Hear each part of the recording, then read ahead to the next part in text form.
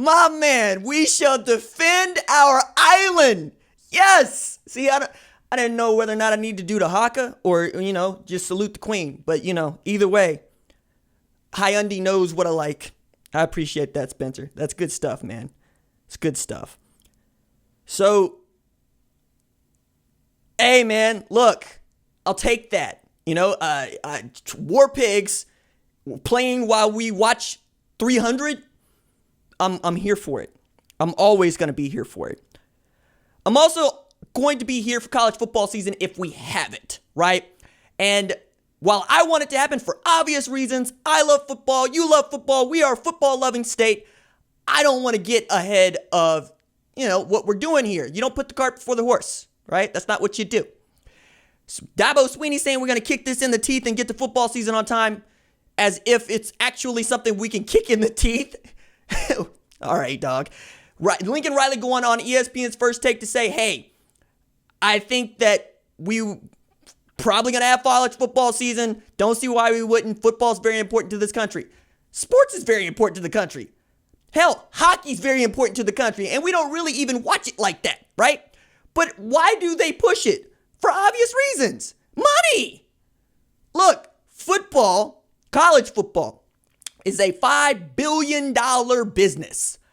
Billion with a B, right? The NHL, $7 billion business, right? So that tells you just what's going on there. And the NHL, you can make an argument, is a global sport, right? In a way that college football just is not. College football is the national identity of this country. Even more so than the NFL, right? Because it is parochial in nature, it is regional in nature, and we don't necessarily have ownership in the way that they do in the NFL, right? You feel a part of that team. That team is your birthright, especially in a state like Oklahoma, where the idea of a great college football team was hatched by the president to give pride to the state. You heard it from Andrew McGregor on the show. It's one of these things that we really do hold up as ours. Sooner born, sooner bred is not just a phrase. It's really how people feel. They hand down those seats, right? To be a season ticket holder is to have familial virtue, which is something you just cannot say about most NFL teams. Perhaps the Green Bay Packers. That's about where it ends, right? I own stock in the Green Bay Packers, so I can say I own stock in a team. Not because I feel like I'm a Green Bay Packers fan. Nah, it's just you want to own something that you support. So supporting college football the way that Dabo Swinney and Lincoln Riley do, I totally understand. I also want to find the college football coach who tells me there's not going to be a college football season. I submit to you, he does not exist. Because as I just said, 49 of 130 FBS head coaches make $3 million or more. And they make money by winning football games, playing football games, basically graduating enough kids and keeping the kids out of trouble. I wish I could say it was a more difficult job than that. Like, I don't know, being governor during a pandemic. Being a senator during a pandemic. Being a doctor during a pandemic. It's not, it's football. Right? But it's also 70% of Texas's budget. University of Texas made $214 million last year. 70% of that is football. Texas A&M University made $212 million. 73% of that, football. They built a football stadium called Kyle Field where the chancellor said he wanted people to piss in their pants when they step foot in it. And that's what they were building. Okay? So many people need this to work. But you know what they don't need to work? Winter sports. Winter sports. Why? Because the winter sports don't make you as much money, right? Wrestling doesn't make anybody money. Gymnastics doesn't make anybody money.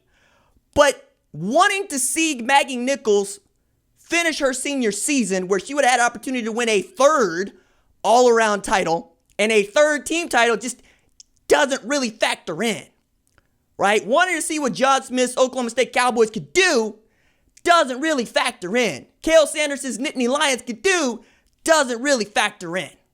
because it doesn't print money the way that college football does. It doesn't print money the way that baseball does. You should give the men's basketball programs their years back and try to make something out of that chicken salad that's left there. All right? I don't see why this is such a hard thing for the NCAA to do if they're going to go ahead and do it, and they are. You're going to give senior seasons back to spring sports because you're saying that they didn't get to finish their seasons. Well, neither did the winter sports. And if you're going to cluster this, and you are because it's a bad idea, cluster it all the way. Because giving some and not giving others is just wrong. If you're going to be a mean cuss, be the same mean cuss with everybody all the time. All right? And that's why I think this letter that Mick Nichols penned yesterday is important.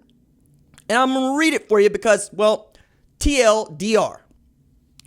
I am posting this today on behalf of myself, my fellow senior class here at Oklahoma, and all winter sports seniors. On March 30th, the NCAA announced that while all spring sport athletes were granted another year of eligibility, winter sports athletes were not included in the discussion and would not be extended any eligibility. As winter sport athletes, we lost the opportunity to represent our universities at the highest level by having not only our postseason competitions canceled, but our careers ended. In the blink of an eye, what we have done our entire lives was gone. We understand that the season was canceled for a reason bigger than sports to ensure everyone stays healthy and safe during this time. But us seniors will have no opportunity to represent our universities and compete in the sport we have worked our whole lives for again. Most importantly, we do not have the opportunity to end our careers on our own terms. We will never have a chance to compete for NCAA team and individual championships again. We deserve another opportunity to compete for these championships that we spent our entire season preparing for. We were unable to finish our seasons the way we should have by striving for greatness and winning championships. The complexity of figuring out a solution is understandable, but it is the right thing to do. We deserve one last opportunity to compete. I would agree with her because you already did it with the spring sports. If you hadn't done it with the spring sports, there's an argument to be made. Hey, we're sorry about you. We can't reset it. We have to continue to move forward. But that's not what you did. You're handing out eligibility and you're complicating the system. And you're going to end up with like 35 dudes on a baseball team for 11.7 scholarships available. You're creating a headache for softball programs. You're creating a headache for track and field programs. But not for winter sports? How did we come to understand and realize that winter sports just don't need championships in the way that, well, you need a regular season for spring sports? I don't agree with that. There are going to be some spring sports that suck. They're not going to be worthy of postseasons. It's just going to be what it is. But you would rather give them a season back to suck? No. Everybody deserves the same opportunity to not make the postseason. And if you do, you have earned the right to play for a championship. And championships, last time I looked, is the reason that you went to play in the NCAA. It ain't for the scholarship because most of the kids don't get one. You know, most of the kids ain't running around with full scholarships. Parents, they're footing some of the bill. It's the way it works. People think of scholarship athletics and they think of football. They think of basketball. Yeah, because those are revenue generating sports. And in some places, they got to be endowed scholarships. Oklahoma State wrestling, hello? And yet that sport produces Olympians, just like women's gymnastics. Maggie Nichols, quite possibly one of the greatest athletes to ever go to the University of Oklahoma. And the idea that her athletic director would not go to bat for her, that her state senator wouldn't go to bat for her, is unconscionable. We come back. Let's talk about the UFC and what Dana White is planning to do in spite of all things that say he should not.